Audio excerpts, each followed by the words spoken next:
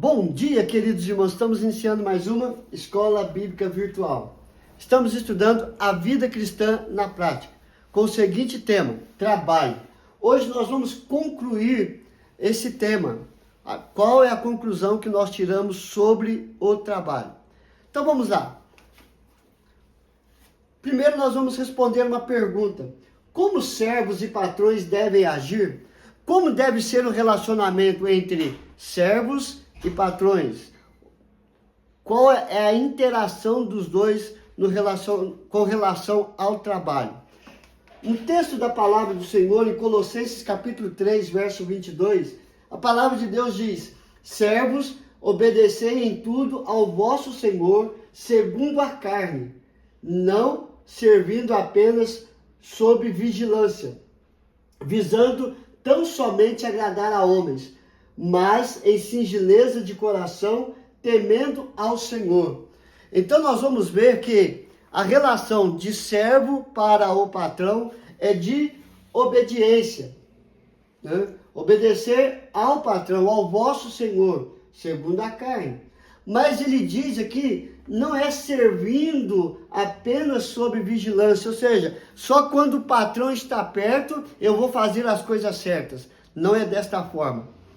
Quando ele não estiver perto, devemos trabalhar da mesma maneira. Por quê? Porque nós estamos fazendo para agradar ao Senhor, não para agradar apenas ao patrão. A partir do momento que eu faço as coisas visando agradar a Deus, eu, por tabela, estarei agradando ao meu patrão. Mas, a princípio, a relação entre servo e patrão é de obediência. Eu tenho que ser obediente ao meu patrão. Aquilo que ele pediu para fazer deve ser feito com alegria, com singeleza de coração, temendo ao Senhor. Também, em Colossenses capítulo 4, verso 1, vai falar agora do relacionamento do patrão para com o empregado. Ou seja, senhores, tratai os servos com justiça e com equidade, certos de que também vós tendes Senhor no céu.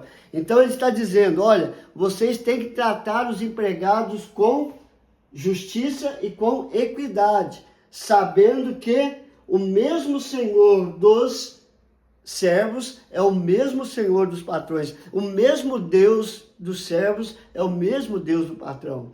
Então, nós temos que fazer para agradar a Deus, seja patrão ou seja servos. Os servos obedecendo, os senhores tratando com justiça e com equidade.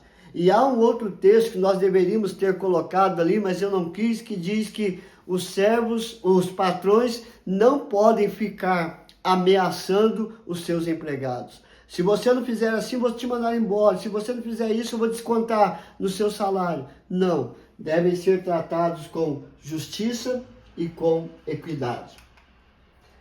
Outra conclusão que nós tiramos: o trabalho dignifica e sustenta a família, leva o sustento para dentro da casa, para dentro do lar, para a esposa, para o esposo, para os filhos. Então, o trabalho tanto dignifica como sustenta a família.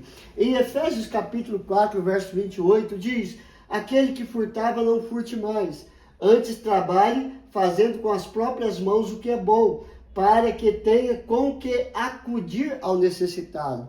Então, o trabalho, aquele que trabalha, ele não precisa ficar pegando aquilo que não é dele.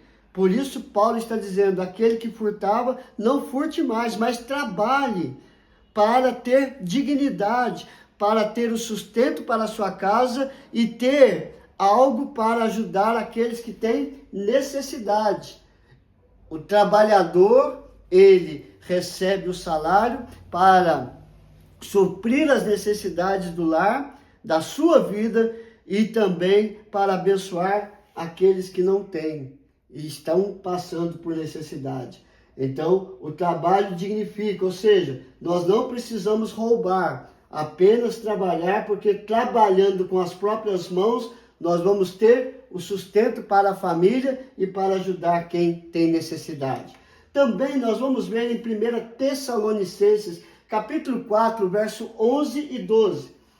E a diligenciardes por viver tranquilamente, cuidar do que é vosso e trabalhar com as próprias mãos, como vos ordenamos, de modo que vos porteis com dignidade para com os de fora e de nada venhais a precisar. Se você trabalha, você tem dignidade, e tendo dignidade, as pessoas lá fora vão ver a sua vida, o seu testemunho de trabalhador.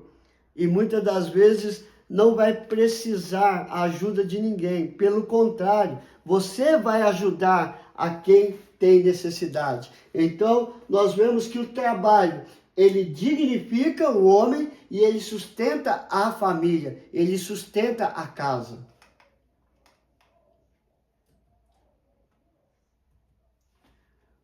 Devemos fazer o nosso trabalho para glorificar a Deus. É outra conclusão que nós tiramos.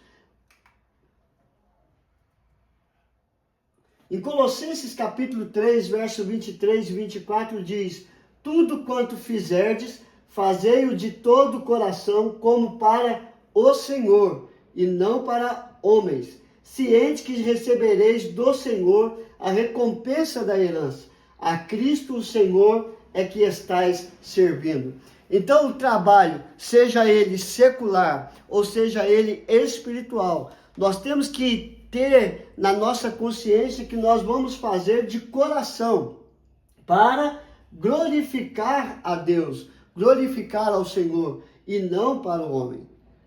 A partir do momento que eu faço para glorificar a Deus, por tabela, eu também agrado ao patrão ou agrado ao meu empregado. E desta forma, queridos, a recompensa que nós vamos receber vem do Senhor. É a maior recompensa. Nós trabalhamos pelo salário do mês para levar o sustento, mas a melhor recompensa é a que vem do Senhor, quando nós fazemos tudo de coração para o Senhor. A recompensa vem dele, das mãos de Deus, e ele nos abençoa com toda a sorte de bênção, seja material e seja espiritual. E também 1 Coríntios 10, verso 31, portanto, quer comais, quer bebais, ou façais outra coisa qualquer, fazei tudo para a glória de Deus. Então, tudo quanto eu for fazer, eu tenho que fazer para glorificar ao Senhor. Ou seja, eu vou glorificar a Deus com a minha vida. Tudo aquilo que eu pensar em fazer, falar, eu tenho que fazer para a glória de Deus. Então, queridos, devemos fazer o nosso trabalho para glorificar a Deus. Porque glorificando a Deus, nós vamos ser abençoados e vamos abençoar a todos que estão ao nosso redor.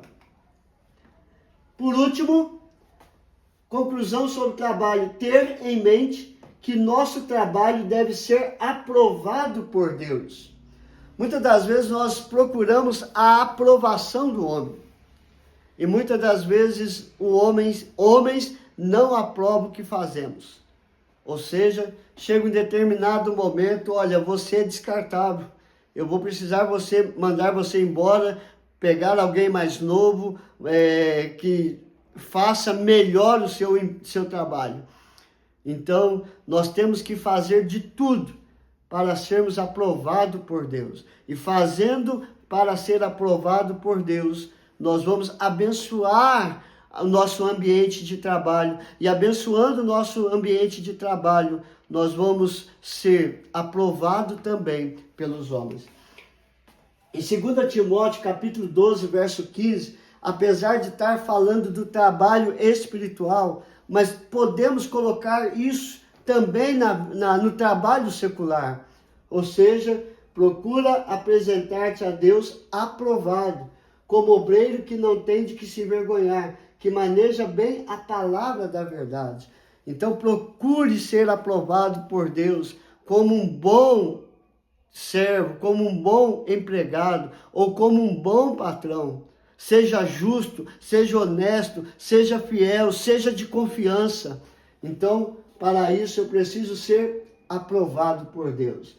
E para encerrar, apesar desse texto não falar de trabalho, mas eu quis colocar aqui porque esta é a recompensa de todos aqueles que são aprovados por Deus.